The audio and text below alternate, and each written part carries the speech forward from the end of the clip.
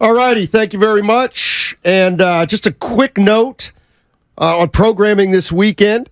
Warriors this week is tomorrow from 10 to 1. That'll be JD and Whitey Gleason. And then at 4:30, we got Warriors Live. And, of course, tip-off is at 5:30. And right now, we are happy to bring in Jerry Reynolds. And I had a special intro written for him, specifically from Whitey Gleason. And it says, please introduce Jerry as a Sacramento icon. Sacramento icon. That's what Whitey Gleason told me to describe you as, Jerry. So thank you so much. Well, Whitey's right. Absolutely. As you guys worked with Whitey, he's never been wrong. So I'll go with icon. I do think that once you pass 79 years old, you ought to be a damned icon. Well, you certainly are, Jerry. I've had a chance to meet you a few times, and you're obviously a great guy, and really looking forward to this. I got to tell you, these teams have never been to the playoffs in the same year. They've obviously never played each other.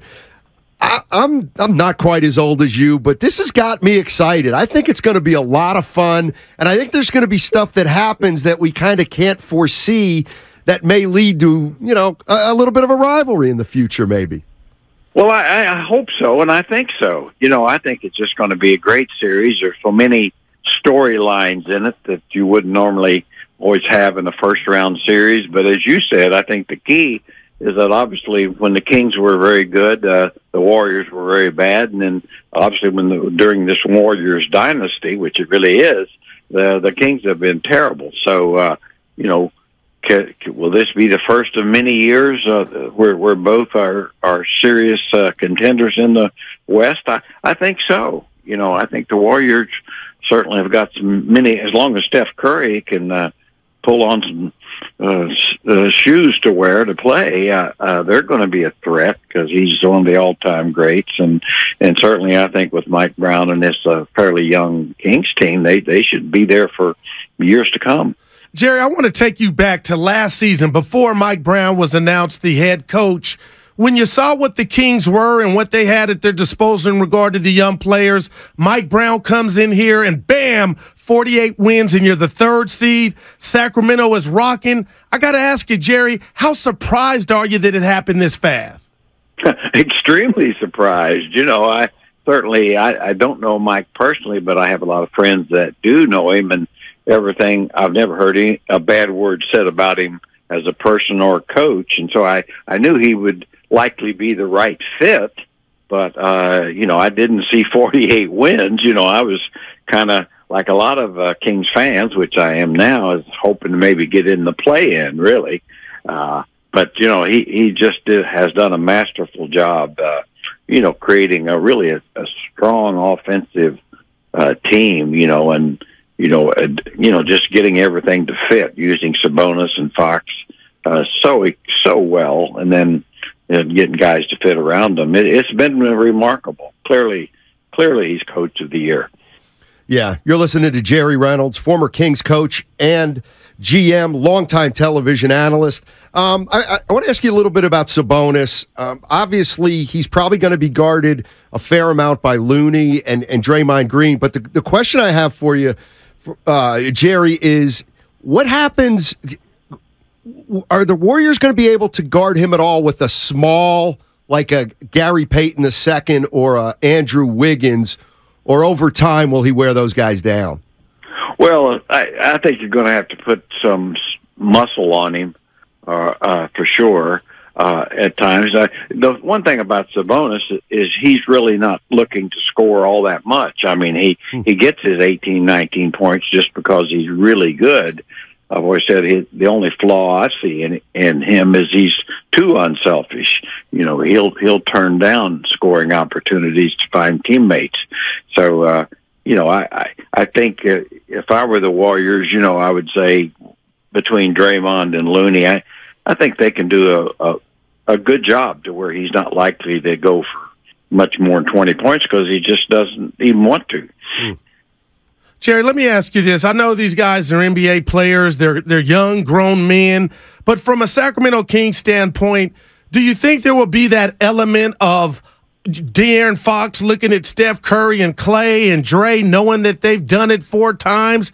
Do you think there's any of that psychology that could have the Kings somewhat tight?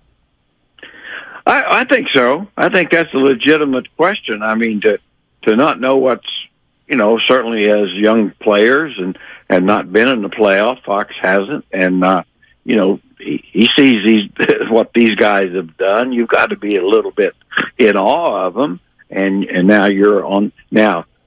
How quickly will he and others adjust? That will be the question. I think that I'd be surprised if Fox is taken back very much, because he wants to prove that he belongs, as a player in that same category. And I think his talent does put him there. He just hasn't done as much. Jerry, let me ask you about the crowd. For me in the NBA, the crowd itself, to me, is not a huge factor. It's more the venue. But, during We Believe back in 2007, it was one of the few times where I really did think a crowd impacted a game. The Kings have unbelievable fans. They haven't been there for a while. I know the Warriors are defending champions, but do you think the crowd could be an issue? Well, I'm kind of mixed on that, because, my suspicion is there's going to be an awful lot of Warrior fans in the crowd. And why do you say that, Jerry? Huh? Why do you say that? Wow. Well, because I know they will be. I was trying to tell him that. He didn't want to hear it from me, Jerry. I just can't figure it out. That does concern me, because, in past years in playoffs, basically the Kings obviously owned their home crowd, and I think it really was a factor, a positive factor, which home games should be. Right. But I have a suspicion it's not going to be as much of one, because those evil people with the gold jerseys and stuff will probably show up. Jerry, I'm born and raised in the Bay. I got a home in Sac. I raised 2 kids out there, so I know what it's like. I remember when the Kings were they were threatening to leave, and the community came together. So just from that standpoint to where they are now and what's on the line tomorrow, Sacramento still wins to me regardless of what happens. But can you just speak of those days and just where the community is now behind the Sacramento Kings about to embark on their first series in 16 years? Well, there's no doubt. I mean, the city is just and fans have gotten back to where they were in the early 2000s and before. I'd say I've been here since the first playoff team first year in 85, 86. So, and the fans have just been fabulous. But certainly the last 16 years, certainly the last 5 or 6 have been terribly depressing. But, that's all gone now. And it's certainly back to fever pitch like it was in the early 2000s, and of course having the downtown arena, the new arena, all those things have happened since the threats of leaving. Vivek Ranadive and his ownership group have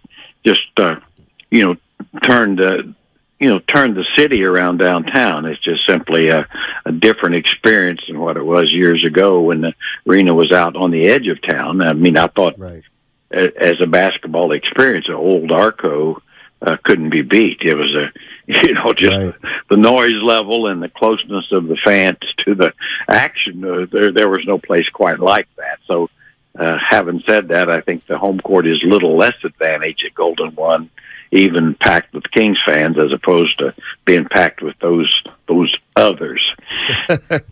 Hey, Jerry, thank you so much for joining us, and particularly thank you for propping up Whitey Gleason's podcast. Thank you. We really appreciate that. Well, as you know, it's a big burden to carry, and I just have to put him on my back and carry him. But I'm part of the Whitey Gleason cult. I love it. Hey, Jerry, I hate to do this to you because my partner's dad was a referee. So him growing up, his dad was a ref. So anytime I come down a ref's lane, I got to handle my partner and watch out. But I hate to do this to you, but I have to ask because I love showing my son old games, watching it with him. And last Saturday, we turned on the 2002 Game 7, the Western Conference Finals, Lakers, Kings. Jerry, the cops should have came because there was a robbery. Have you personally gotten over that? Because the Kings were the better team, Jerry. Well, I'm only 79. I haven't got over it yet. Okay, right. So let me put it to you that way. All right. So no, I'm still mad, and I will remain mad. And that was it was actually the sixth game that was actually the total robbery. Right. Yeah. But yes. To hell with the that officiating crew. You can't get fined. You're good. I told Robert Horry one time, I'd run into him once, and in fact, as I wrote a book, had it in there. I told him, I said, "Yeah, that series cost me a new roof on my house," and he said, "Good." So that's how I feel about Robert. There you go. Oh, God. All right, Jerry, thank you so much. Enjoy the series. It's going to be a lot of fun. Well, see you guys, and good luck, and do the best you can with Whitey. Lord knows I wish you well. Will do. Jerry Reynolds, former Kings coach and general manager, Sacramento icon. He's great, Steiny. He is great. Yeah. He does a podcast with Whitey. Him and Whitey do a podcast. Whitey, shut up. You weren't. Sometimes I get so focused because you always laugh at me on the responsibility. Thank you for propping up Whitey's podcast. I was just saying. So right after I mentioned it wasn't right after. Whitey